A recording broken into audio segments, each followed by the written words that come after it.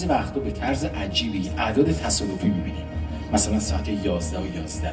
آیا این اتفاقیه یا یک پیام خیلی مهم در پشت این اتفاقات وجود داره؟ کارل یونگ، روانشناس مطرح سوئیسی، برای اولین بار وجه علمی به نظریه همزمانی داد و درک ما رو نسبت به این جهان متحول کرد. بعد از این نظریه دیگه دیدن ساعت 11 و 11 تصادفی نیست، بلکه رویدادی معناداره که داره از یک الگو یا ارتباط عمیق با ما حرف میزنه.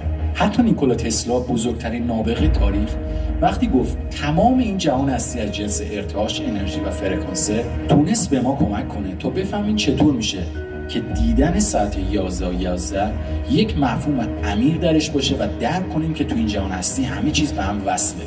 در واقع میشه گفت به نوعی هماهنگی لحظه‌ای بین نیروی داخلی و خارجیه. اگر تسلا بیشتر روی نظریه 11 و 11 کار میکرد، ممکن بود به این نتیجه برسه که این تکرار اعداد نوعی فرکانس یا ارتعاش رو در بر داره که در لحظه توجه ما رو به خودش جلب میکنه و ما رو وادار میکنه تا اهمیت بالقوه‌اش رو در نظر بگیریم. از نظر تسلا جهان از طریق نیرو و انرژی ارتباط برقرار میکنه و دیدن ساعت 11 و 11 میتونه نشونه‌ای از این ارتباط کیهانی باشه. علاقه یونگ به همزمانی از اکتشافات مادام العمرش روی روان انسان و ارتباطش با جهان نشأت میگیره. یونگ که تحت تاثیر مطالعاتش روی فلسفه شهر، فیزیک کوانتوم و اعماق ناخودآگاه ذهن بود، این فرضیه رو بیان کرد که ما نوعی هوش کیهانی داریم و همچنین در واقعیت یک لایه زیرین وجود داره که روح و ماده در اونجا در کنار هم زندگی میکنن. یونگ باور داشت که رویدادهای جهان خارجی میتونه بازتابی از حالت درونی هر فرد باشه، مخصوصا زمانهایی که تغییرات عاطفی یا روانی که اون فرد داره. بنا به گفته یونگ، همزمانی چیزی بیش از یک اتفاق تصادفیه. در واقع همزمانی راه ارتباطی جهان با ما از طریق نشونه‌ها، علامت‌ها و رویدادهاست. یونگ نمونه شگفت‌انگیز از این مسئله رو که در جلسات درمانی اتفاق افتاده بیان کرد. یک مراجعه‌ای داشت که یه خواب عجیب براش تعریف میکنه. توی خوابش یه نوع سوسک پرنده و طلایی رنگ دیده که به نظرش اهمیت زیادی داشته، اما ارتباطی بین زندگیش نداشته. همون لحظه از خواب بیدار میشه و یک صدایی از پنجره میاد. وقتی چشم میندازه به پنجره متوجه میشه یه حشره دقیقاً شبیه همون چیزی که تو خواب دیده بود پرواز میکنه میاد توی اتاق.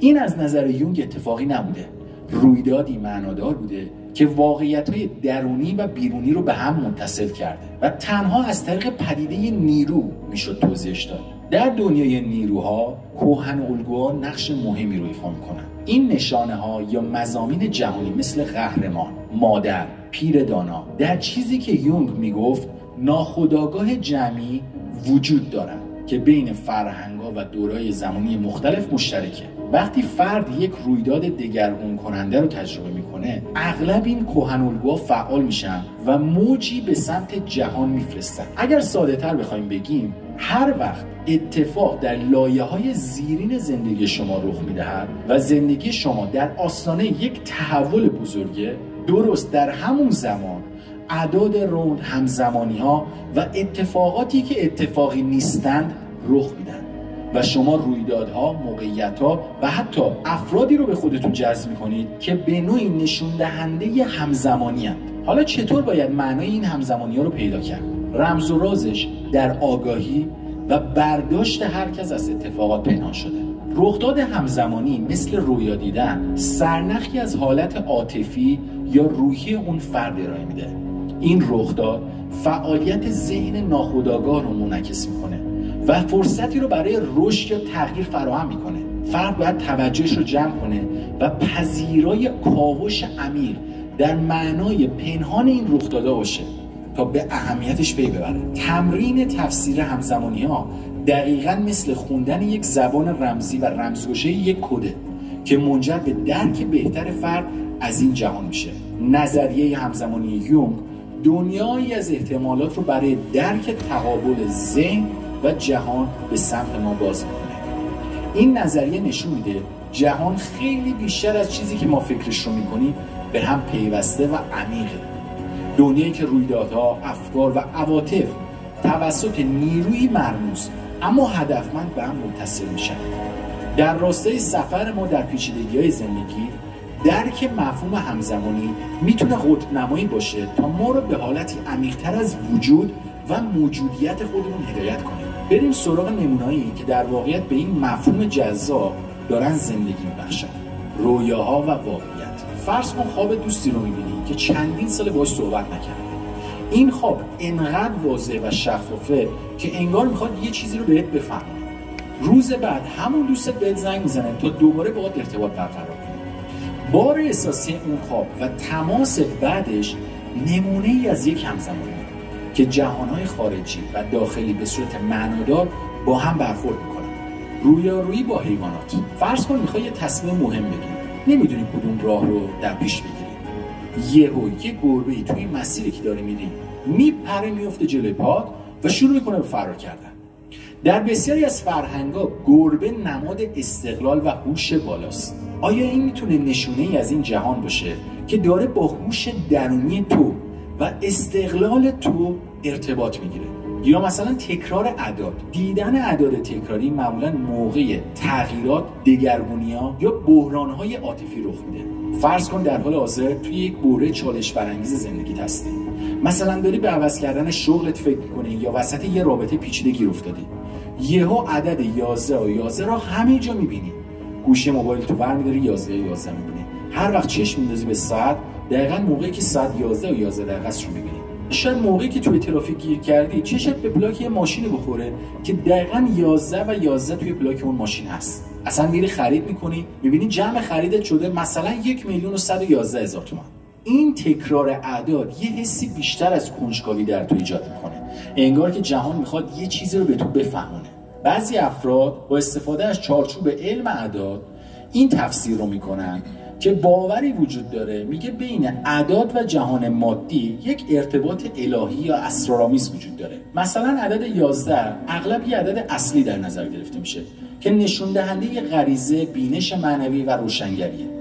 حالا دیدن دو جفت از اعداد 11 اهمیتش رو چند برابر میکنه و اغلب هشداریه برای تو که به خرد درونی توجه کنی و از فرصت‌های پیش رود ساده نگذری. برای بعضی هم تکرار اعداد مثل یه لنگر میمونه تا بهشون یادآوری کنه توی آشوب و روزمرگی زندگی یه لحظه آروم باشن و به خودشون توجه کنن. تمرکز رو ببرن درون به جای بیرون. خیلی راحت میشه درگیر نگرانی‌های گذشته یا اضطراب آینده شد.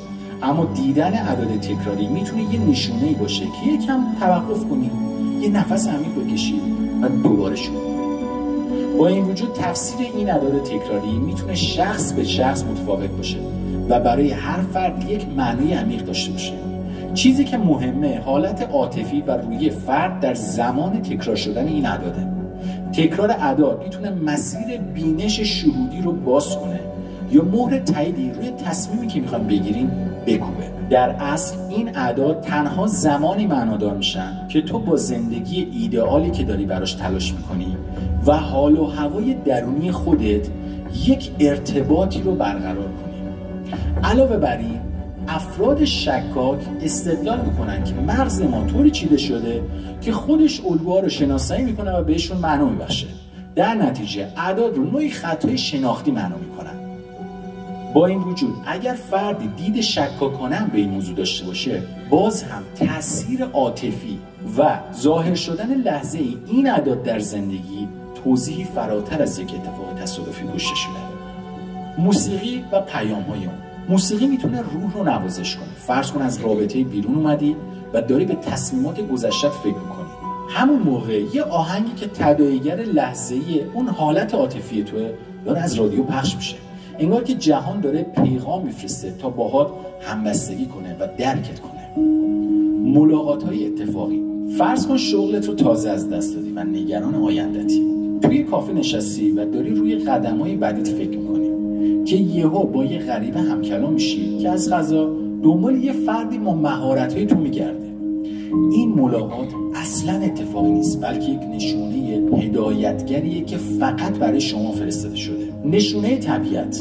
فرض کن که زمانی که درباره معنای زندگی سردرگمی، یه دفعه چشم می‌اندازی به آسمون و یه شهاب سنگ می‌بینی که توی آسمون می‌درخشه و تمام میشه.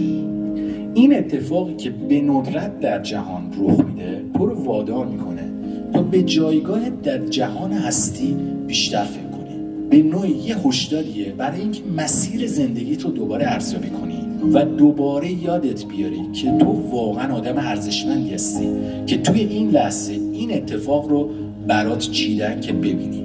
کمک به موقع. فرض کن توی دوره تاریکی از زندگیت هستی، مثلا داری با سلامتی دست و پنجه نرم می‌کنی، یا اینکه توی بدهی‌های بانکیت گیر کردی. یهو با یکی آشنا میشی که دچار همین مشکل شده و بهت راهنمایی‌های ارزشمندی میده که از این مشکل بتونی بیرون بیای. اینجا انگار جهان برات یه فرشته نجات فرستاده، دقیقاً زمانی که بهش احتیاج داشتی. رویای شفاف. یه پدیده دیگه‌ای که مرز ذهن آگاه و ناخودآگاه رو میپوشونه، دیدن رویاهای شفافه. در یک رویای شفاف فردی که خواب میبینه از خواب دیدنش آگاهه و میتونه توی خوابش بر محیط اطراف تسلط پیدا کنه. توی دید اول ممکنه همزمانی و رویای شفاف اونقدر به هم ربطی نداشته باشن، ولی هر دوی اونها ما رو به کاوش عمیق‌تری در رابطه با پیوستگی آگاهی و مرزهای بین تجربه‌های داخلی و واقعیت خارجی میبره. همزمانی و رویای شفاف در زمینه‌هایی عمل می‌کنند که در توصیفات منطقی و عقلانی نمی‌گنجند. همزمانی نوعی ارتباط بین اتفاقات زندگی ماست که به طور پیچیده‌ای توسط معنا به هم ربط پیدا می‌کنند، در حالی که رویای شفاف یک زمین بازی برای ذهن آگاه در قلمروی ناخودآگاه فراهم می‌کنه. این دو با هم نقطه ورودی برای درک یکپارچه توانایی ذهنم. یکی از جذابترین ابعاد رویای شفاف اینه که میتونه باعث ایجاد خلاقیت و ایده‌های نوآورانه بشه.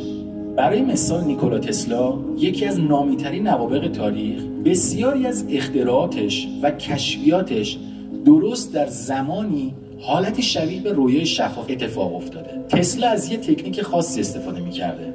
اون میشسته روی یه صندلی، یه کاسه توی دستش میگرفته و میذاشتش بالای یک صفحه فلزی. هر موقع داشت خواب میرفته، صدای برخورد کاسه با صفحه فلزی باعث میشده بیدار بشه و اینجوری تسلا در یک فضای خطی بین خواب و بیداری شناور بوده. در این حالت دستگاه‌ها و نظریات پیچیده‌ای رو تونسته تجسم کنه و در حالت بیداری و آگاه اونا رو تبدیل به واقعیت کنه. فقط تسلا هم نبوده که همچین تجربه‌ای داشته. بسیاری از چهره‌های شناخته شده رویا دیدن رو به عنوان منبعی برای ایده‌های بزرگ و خلاقانه در نظر می‌گیرن. از نمونه‌های خارق‌العاده‌اش میشه به خواننده انگلیسی پال مکارتی و آهنگی که در خواب شنیده بود اشاره کرد. پال مکارتی یه صبح از خواب پا میشه و می‌بینه یه ترانه جدید انگار توی مغزش داره شکل می‌گیره. این ترانه انقدر گیرا بود که انگار مطمئن بود قطعاً یه نفر این آهنگو قبلا خونده، وگرنه مگه میشه انقدر راحت اون ترانه توی ذهن شفاف از حفظ باشه. بعد رفت چند نفر رو پیدا کرد، ازشون پرسید آیا این ترانه رو شنیدین؟ ولی هیچ کس تا حالا نشنیده بود. در نهایت قبول کرد که این ترانه جدید متعلق به خودشه و تبدیل شد به آهنگ معروف دیروز. شاید براتون جالب باشه اگه بدونید آهنگ دیروز یکی از آهنگاییه که توی تاریخ بیشترین تعداد بازخوانی رو داشته. این نهایت توانایی رویا دیدن رو در ایجاد خلاقیت نشون میده.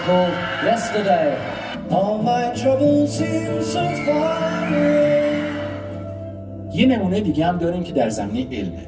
دیمیتری مندلیوف، شیمیدان روسی که نمیدونست چطور عناصر شیمی رو بر اساس وزن اتمی و خواصشون دسته‌بندی کنه. یه شب خیلی خسته و گیج به خواب میره و توی خواب تمام عناصر رو توی یک جدولی میبینه که کامل دسته‌بندی شدن. وقتی بیدار میشه هر چیزی که یادش میومد رو مینویسه و اون خواب رو با کمال دقت بازآفرینی میکنه. در نهایت تبدیل میشه به جدول تناوبی مندلیوف که امروزه هممون میشناسیم. رویای مندلیوف کمک شایانی به درک و دریافت ما از شیمی و عناصر طبیعی کرد و جدول مندلیوف تا به امروز یک ابزار کاربردی در دنیای علم و تحقیقات بوده و هست. و یک مثال دیگه و امروزی تر راجع به رویای شفاف. لری پیج، بنیانگذار گوگل، میگه که ایده انقلابی ساختن موتور جستجو رو توی خواب دیده. وقتی 22 سالش بود خواب دیده که کل وب رو دانلود کرده و یه ارتباطی بین صفحات وب پیدا کرده و بررسی کرده ویژگی‌ها و اهمیتشون رو دسته‌بندی کنه. لری پیج وقتی از خواب بیدار میشه سریع شروع به کدنویسی میکنه تا اون چیزی که توی خواب دیده رو به واقعیت تبدیل کنه. الان گوگل تبدیل شده به یکی از راهنمای ضروری و حیاتی در دنیای دیجیتال. رویای شفاف به ما این اجازه رو میده تا به طور آگاهانه با دنیای درونمون ارتباط بگیریم. در واقع مثل جهان خارجی که بازتابی از پدیده همزمانی رو در خودش داره. در این رویاها ما میتونیم با ترسامون روبرو بشیم، توی سناریوهای مختلف بگردیم و یا حتی یک گفتگوی درونی داشته باشیم که درک و نقطه نظر جدیدی رو برای ما ارائه میده. این تجربه ها مثل همزمانی اهمیت شخصی دارن و بینش رو به زندگی ما برمغان میارن. همزمانی و رویای شفاف هر دو ما رو به سمت ارتباط عمیق‌تری بین حالت درونی و جهان بیرونی هدایت میکنن. در قلمروی رویای شفاف واقعیت درونی ما به یک تجربه واضح و انعطاف پذیر تبدیل میشه. مشابهش همزمانی هم میگه که واقعیت خارجی ما خیلی بیشتر از چیزی که ما فکر میکنیم پیچیده‌تر و پیوسته‌ترن. این پدیده ها در حالت پیوستگی یک حلقه بازخورد رو تشکیل میدن و در این راستا سوالی که پیش میاد اینه که حالت درونی ما به چه میزان روی واقعیت بیرونی تاثیر میذاره و برعکس. دفعه بعد که با عدد 11 و 11 مواجه میشی چند لحظه صبر کن و ببین قبل از دیدن این عدد داشتی چیکار میکردی؟ به چی فکر میکردی؟ چه حال و هوایی داشتی؟ این میتونه نشونه‌ای باشه که شاید لازمه عاقلانه تر عمل کنی. بعضیا عدد 11 و 11 رو برای باز شدن دریچه نیروی مثبتی به سمت آرزوها و امیال در نظر میگیرن. همچنین میتونی از این فرصت استفاده کنی تا یکم ریلکس بشی، نفس عمیق بکشی، بیشتر در لحظه حال و شخص خودت توجه کنی. اگه با یه تصمیم بزرگ در زندگی مواجهی، دیدن ساعت 11 و 11 میتونه به این معنا باشه که باید به ابعاد بزرگتری در این تصمیم فکر کنی. چه این رو تصادفی بدونی چه ندونی، به هر حال دیدن همزمانی ها داره بهت یه فرصت کوتاه میده تا چند لحظه درونت رو آروم کنی و همه چیز رو دوباره ارزیابی کنی.